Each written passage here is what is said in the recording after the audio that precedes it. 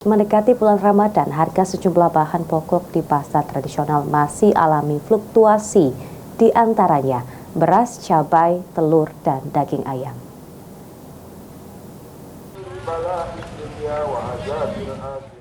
Harga sejumlah bahan pokok di pasar tradisional di Kota Palembang mengalami fluktuatif naik turun. Seperti terpantau di Pasar Lebabang, bahan pokok yang mulai alami penurunan harga adalah beras medium dan premium, masing-masing di harga Rp10.000.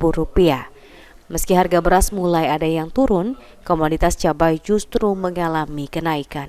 Bahan pokok lain yang harganya tinggi adalah telur ayam pada awal pekan ini. Harga telur di pasar di kisaran Rp30.000 per kilogram. Sebelumnya, harga telur masih Rp27.000 per kilogram. Selain telur, harga daging ayam di pasar Lemabang juga masih tinggi, yakni di kisaran Rp45.000 per kilogram. Sekarang sudah turun Rp10.000. Turun Rp10.000. Oh, itu koki ini berarti termasuk beras premium nggak ya? Iya. Nah, kalau yang beras apa nggak biasa tuh berapa Kang per ini? Jadi yang beras-beras biasa juga Turun juga. Sekitar 5.000-an itu juga nggak ya? 5.000-an lah. Oke. Iya.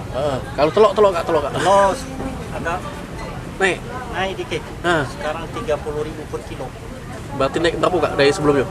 Dari sebelumnya kan Rp27.000. Aji Dalia, PAL TV.